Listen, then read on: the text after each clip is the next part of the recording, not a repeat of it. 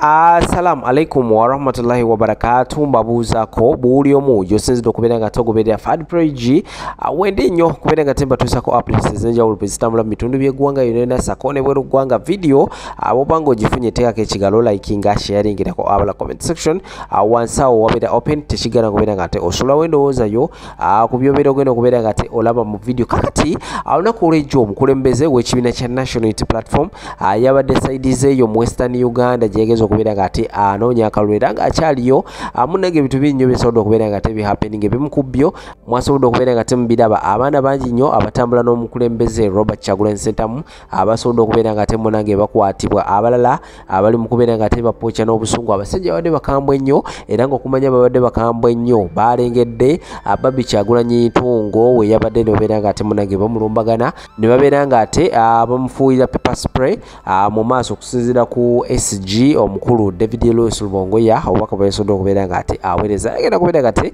ambatirawo obutambi awo kakatino omukyala Baby Kyagulanyi Ntungo ekyamazima kiri nti yakoseddwa era nga amawulire agava sides eyo bali mu kubeera nga ate bakola enteekateeka omukyala Baby Kyagulanyi abeere nga ate bamutwalako ebweru w'eggwanga abeere nga ate afuna obujjanjabi kambeere kate ambatirawo incident eyo Baby Kyagulanyi bwe yasobodde okubeera nga ate munange embeera emutuukako era nga bannaye buli omu yeesabire wano wo wetulaga akaluluko wetunakatuukiramu ng'ebintu bingi bisobodde okubeera nga ate bihappening Bobi Wine okuva olunaku lwe yasalawo n'abeera nga ate agenda sides awo mu Western Uganda ebintu bisobodde okubeera nga ate bitambula bulungi era ng'olunaku olwasookera ddala mulujjukira bulungi nnyo yagwa mu basajja awo ne balyoka bamuwembo kakati ebyazzeeko okubeera nga ate bagwa mu ambush so kabere nga ate mbaterawo obutambi buno busobola okubeera nga ate mulaba embeera eriwo saawa eno era nga ngenda kusaba beera nga ate video eno gisharingirako abala subscribinga bobanga abatesobola okubeera nga ate osubscribinga akade ka notification bell kakoneko kajja kubeera nga ate kakwalatinga bulwenda bandese video kamatera ensonga zino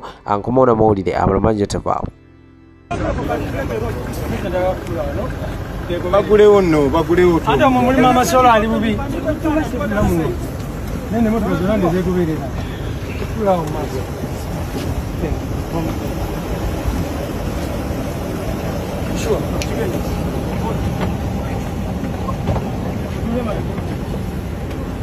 How is she? My wife is not breathing well. Okay, they pepper sprayed the tear gas in the car and now they're blocking the roads.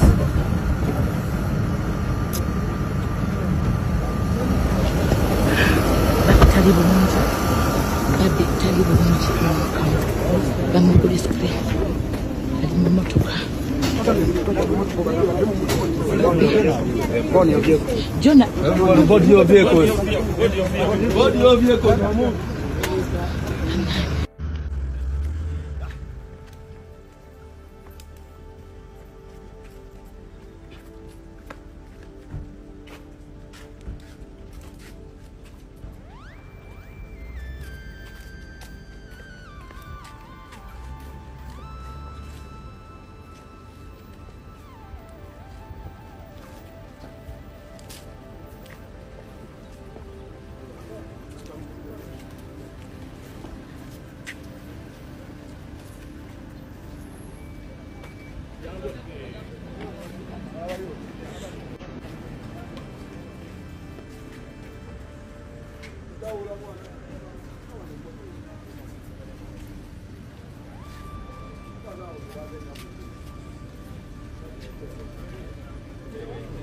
We cannot sustain these elections anymore, and we're being honest.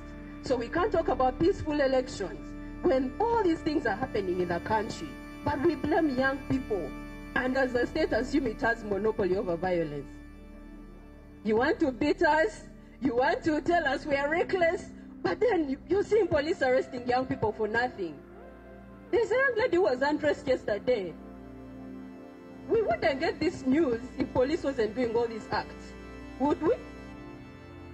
But we come here and the narrative we are hearing is that young people are violent. The state is violent every day.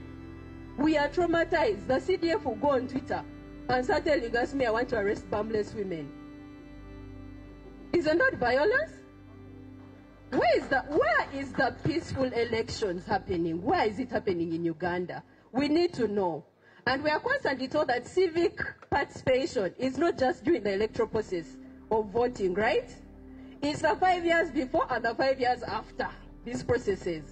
But in between, we are met with violence. But then again, we are blamed. They are telling us, oh, it's because you're jobless. They are paying you to destabilize this country. Who? You've raised us, our people, you've raised us to be these people are talking back to you. We have not inherited the silence of the fathers before us and our mothers. We are going to talk. So young people are not violent. That narrative has to change. We are doing our part for peaceful elections. We are pushing for proper electoral processes. But again, there are no ceilings to how much people are spending in elections. You're putting the burden on us and our future. How are we going to sustain this kind of elections in the coming years? 3 billion to contest for MP. You've talked about 3 million just to go to be signed and nominated. What happens in that period? People are borrowing billions and billions of money to sustain positions, get into positions. What is your role? Why aren't you pushing your parliament? These are people you sit with in your saunas. They always tell us that's why decisions are made. Talk to them. Twakedde ne tukola bulungi campaign yaffe wano Mbarara naye tubadde tugenda ebwizibwera ne tusanga nga basudde emisambo mu kkubo era ne bakwata bannaffe bangi nnyo abasukka mu 100 ne babatwala. Kino nno tekitandise kati, kino kyatandise okuva bwe twayingidde mu Ankole. Basooka kwata bannaffe erira, bakwata bannaffe 10 ne babasiba. Ne twabadde tuyingira mu Ankole twasanze nga abavubuka nga bakutte emiggo nga bambadde t-shirt za Museveni ne poster ze ne batulumba ne batukuba amayinja ne batukuba emiggo nga batugamba tetulina campaign nga wano mu Ankole. Naye nga ffe tulemerako nga tugamba ne Ankole Uganda neno tulinayo buwagizi era twagala okwogera n'abantu mu Ankole. Bazze batugoberera ekiruhura ne batulemesa okampaininga ne batukubirayo naye tuze tukuma emireme ne tutabaddira. Ekiro ky'olunaku lwennyini ne batulumba ne bawamba bannaffe 20 ne babatwala ne babasiba era tumanyi nti bali mukomera ekiruhura. Kati olunaku lwa leero bwe tuvudde wano batusanze nga tugenda bwizibwera era ne batusalako poliisi n'amagye bangi nnyo ne batandika okuba abantu ne bakuba tiyagasi mu motoka ne gye mbaddemu ne mukyala wange ali bubi era ngenda mu wabujanjabi. Naye ekisinga okulaga kino kyonna kiraga nti gavumenti ne poliisi tebaagala tukole campaign mu Ankole era kibayisa bubi okulaba nga tulina obuwagizi obw'amaanyi. Kati obuwagizi bwe tulabye abantu b'omu Ankole be batulaze wano Mbarara kibakoze bubi ne bwe batulaze Isingiro. So bagezaako okutulemesa okulaba nga tetukampaininga nga tetutuuka ku bantu. Kino kibaze bakola ebbanga lyonna. Baagala okusiga obukyayi, baagala okwawulayawula mu bantu, baagala n'okukozesa abantu b'omu Ankole okubeekwekamu okulaga obusosoze bwabwe ng'ate abantu beno si basosoze. So kyenjagala okwongera okugamba abantu b'omu Ankole n'abantu ba Uganda bonna ti kino ekizibu kya Museveni ne kagurupu akatono. Kino ekizibu si ky'abantu beno. Abantu beno bantu balungi, abantu beno bawagira enkyukakyuka, naye Museveni ne kagurupu ke ak'abantu abatono bebagezaako okukozesa obusosoze, bebagezaako okukozesa obubi poliisi n'amagye n'okuvoola amateeka. Waliogeddeko ku mbeera y'okuwandiika okwemulugunya mu butongole okukuwaayo eri akakiiko k'ebyokulonda oboolyawo ne poliisi. Kino kyakoleddwa era mwafunye okuddibwa. Twakawandiika emirundi mingi nnyo. Twakandikira mwami bw'Abakama emirundi mingi nnyo. Twamuwandikira nga batuzibira amakubo teyatuddamu. Netumuwandikira nga tumutegeeza nti ba RDCs batulemesa okugenda okampaininga mu bifo ebimu nga batulemesa okugenda okampaininga eyiganga n'ogenda okampaininga mu municipalities ewali abantu abangi nga tenayo tulinayo ba candidates teyatuddamu. Mwami by'Abakama yennyini twamuwa complaint nga batuteeze erira ne bakwata bannaffe 10 teyatuddamu. Mwami by'Abakama yennyini mwamulabye ng'abuye mu lugunya nti nze Kyagulanyi siina kugenda kugula kasooli e Karamoja ng'era nvumirira olw'okuva mu motoka n'engenda n'engula kasooli ku mukazi amutunda mu kkubo. Tekyo tekiri mu campaign. Ne mwami by'Abakama tannavaayo n'omulundi n'ogumu kwogera ku bavubuka ababadde bambadde t-shirt za NRM abakutte ebifaananyi ba Museveni ne bajja ne batukuba emiggo nga tuyingira Kiruhura. Tanaba kwogerako ku bannaffe abaalumbiddwa ne bakwatibwa. Tanaba kwogerako ku bwe twalumbibwa erira mu hoteeri. Tanaba na kwogerako ku bikolobero ebize bitukolebwa. So kiragira dda nti mwami by'Abakama ayina kyekubiira ye ng'omuntu. Tugezezaawo okubala tiimu zammwe zigezezzaako okumanya abo abatannalabibwako oba ennamba zaabo abo bonna bonna abakwatiddwa olunaku lwaleero. Kati obudde bukyali nnyo okumanya kuba tetumanyi ani gwe tulina, tetumanyi ani gwe bakutte. abamu bavuddewo nga bazirise abalala bababuza obubuza kati tukyagenda kubala bubazi kuba bino bibwaddewo ebbanga tenawera ssaawa namba so tetusobola kumanya ani aliwo ani ataliiwo naye nga bannaffe bangi nnyo babakutte basukka mu 100. Ssaabawandiisi obadde olina obubaka? No. Ensonga muzira mwena mwena ezigeze maaso olunaku olwaleero kyembadde nkusuubira kubuuza pulezidenti ekiddako olunaku olw'enkya ki ekiddako? Twagamba bannayuganda tugenda kutuuka mu buli kitundu oba tutambuza bigere oba tukola bye tukola biri mu mateeka tewali tteeka n'erimu lye tumenya tewali ffujjo n'erimu lye tukola naye ffe tukolebwako effujjo ate ne bajja ne bakwata ffe poliisi tenavaayo kwogera ku bantu batulumbye tenavaayo n'omulundi n'ogumu naye bali mu kutulumba bali mu tukwata tugenda genda buli wamu era olunaku lw'enkya tugenda ntungamo tugenda Lwampara n'entungamo tugenda kutuuka ku buli bannayuganda tubatuuseeko meseji yaffe bannayuganda bebajja okusalawo ekyokukola. So ekitegeeza nti olunaku olw'enkya olukuŋŋaana lw'entungamo lugenda kubeerawo era ekibiina kyeteefuteefu okusigala nga kigenda maaso n'enteekateeka y'akakuya kubanga tumanyi nti bakola bino batusale sipiidi batulemesa okutuuka gye twagala okgenda so tetugenda kupowa tugenda genda entungamo kuba tugendayo mu mateeka tugenda gende Lwampara kuba tugendayo mu mateeka era abantu ba Lwampara n'abantungamo tuli omuhanda nyenkya kare nituyije okwo. Sitambuza video bulamu waffe biri mu mikono gyammwe tuli mbalasi tebatuyitako mubalaba eri batuwambiddeyo mu maaso batukozeko ambushi ne baziba naye kati mmwe mugenda kusobola mutya okununula Uganda nga temusobola nakwerwanako obusajja bubasazeeko mu kifo ky'okwerwanako naffe tutandikiraawo nga tulabye ku kye mukozeewo muli mu kulikodinga bividiyo tambuza video sharinga struggle y'aba content creators omukulu abeera mu documentary Kadingo bufutu soja bube butikitoka kati eno struggle modrochi abasajja babasazeeko mu kifo ky'okwerwanako batwala bannammwe oli mu kulikodinga video kati yino tugisharinze kuyambye etya bwe tusharinze video eno gy'olikodinze ne tulemesa poliisi okukwata abantu bammwe mwabatasobola kwerwanako wadde okuteekawo embeera ya resistance munaasobola okununula Uganda mmwe ye kati munaakuuma mutya akalulu ke mugendamu aka protestive vote nga temusobola kukuuma bannammwe omukulu abeera mu documentary bano boyita abayekera bano bewayita abasirikale abatasobola na kukuuma bannaabwe poliisi bejja neerondamu beeyagala neetwala neegenda kubanze kambabuuze kati video muzirekodinze muzitaddeko abasajja mubalaba babasazeeko mwabatutaasa mwatugamba mutulwanirira mulwanirira ffe mugenda kuleeta muti enkyukakyuka ey'omuggundu nga mmwe nammwe temusobola kutandikawo mbeera bino bye mbagamba toyinza kukwata ba tikitoka kuba kulembeza lutalo kye balowooza kyekyokulikodinga then kiyambe ki kiyambe ki Kadingo ye muzanyi wa firimu comedian naye kyalowooza kyekyokudokumentalinga tuli mu kuzanya firimu omukulu ali mu firimu bano bafutu soja bali mu content mbu bano be bagenda okununula eggwanga Jamushidi bamukutte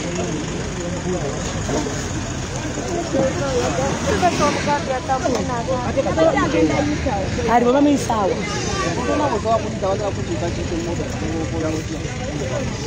Greve oli ya video Jamushidi bamutwala ali bamutwala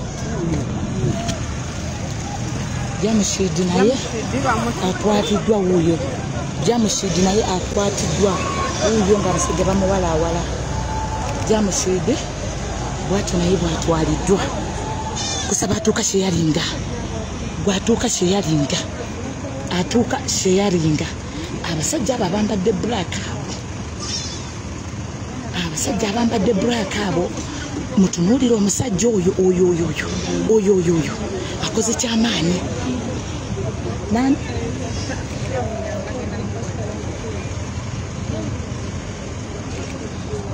kusaba atuuka sheyaringa live eri bagijjeeko mu ngeri gye sitamanyi ekuuseyo oyo kabaki sabula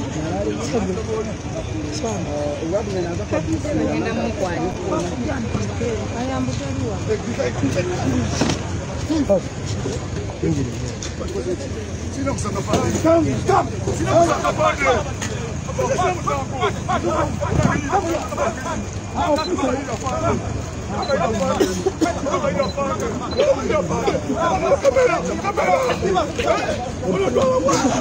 Ogo no mazi wapo waino. Huyo naye atwalibwa. Basajja babo abatwala pafuje mu bukambwe obw'ekitalo huyo ababuuza nkoze eki babo bamuyodde ekigwo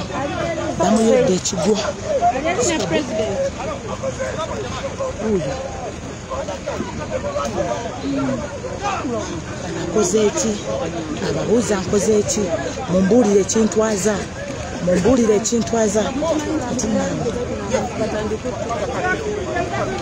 huyo ebigo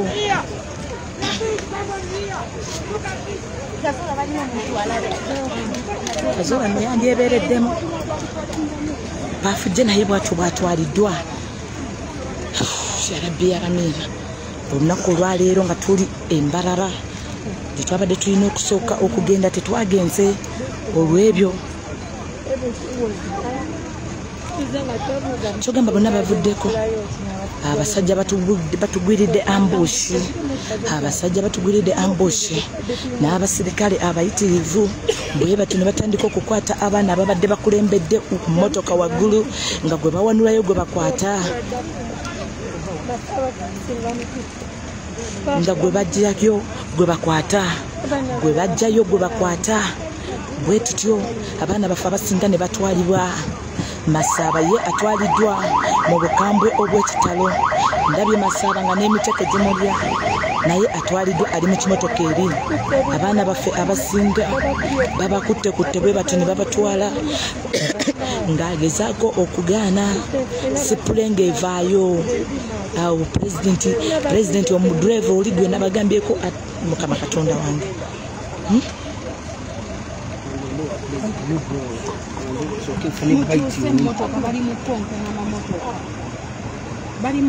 nkugambye embeera bwetyo pulezidenti wali agenza okulaba nga abaana babatwala babamalayo agezaako okwogera n'abo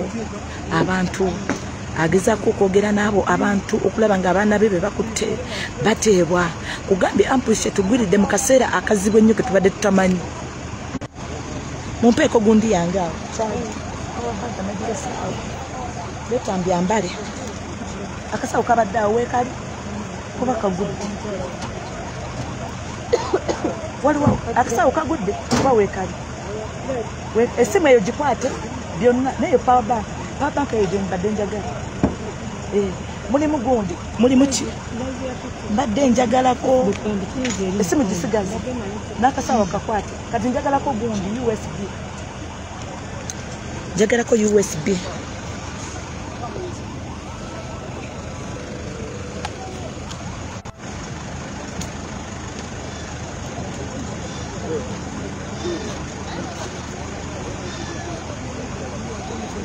mpaka USB enjelu mpaka USB so kompleto mugamba mpaka USB enjelu tovaawo wano wabadde batwala nti baganda emugundi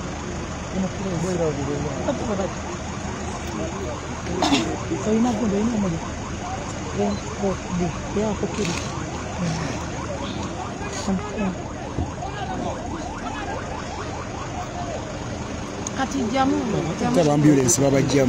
ate abambulensi babajjamu nga babatwala nkusaba atuuse kyeyalinga gwe manya kino kyekiriwo esige agezaako okwogera naye abasajja nabo emmotoka babulaka bwe banoona bwe batwala so tuli mu mbeera eyo bwetyo be banoona bwe batwala abo abasajja abo abakwata be baba bulaka ne bali aba ebibombola ebyagundi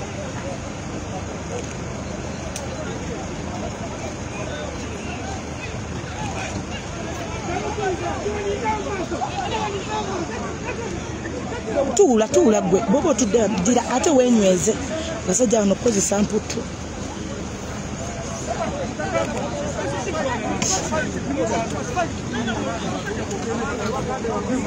President huyo President wuyo agezaako okulaba ng'abaana abamu be batutte bambi ayogerako okulaba nti abaana bateebwa. Oyo musajja wetu takyabitegeera, atugambye tumaking sure nti kamera zaffe zibeera okay. Embeera bwetyo bweri.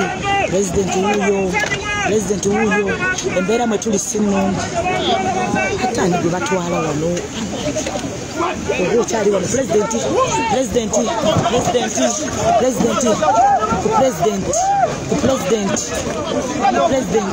Ku president abalungi abatuwuliriza era abatulaba olunaku olwaleero tukyaddeko ewa Sheikh Ashraf Dembe. Sebo sanyusa okubalaba. Amannya agange Seeka Ashraf Dembe akola ku bizibu by'enjawulo. Omuntu singa aba alina ebirwadde musomereddwa, tumuwa amazzi ga lukuya nga bw'obadde ogalaba, tugenda abantu ku kyoto ne twokya emizimu emibi egibabaamu n'okulomba edduwa. Abantu singa abeera ng'ali wano atuuse nsobola okumulombera edduwa, ne waba atatuuse nga mpadde amannya ge naye ng'ali wala. Neetaase enamba yange yeeno eri 0701763711. Nammwe bannyinaffe abali ebweru oyagala okuba nti oyagala okulombera ku dduwa ng'olina ebizibu, viza zibuze, amaka gakolongotana, sente zikola zimpita mu ngalo, ojja kumpeereza ekifaananyi kyo n'amannya go, ebyo byokka bijja kummala, nja kukulombera edduwa, ojja kutereera. Olunaku olusembayo mu mwezi mba n'edduwa eyawamu ffenna n'abalwadde bange abakadde n'abapya. Salaamu alaikum warahmatullahi wabarakatuh.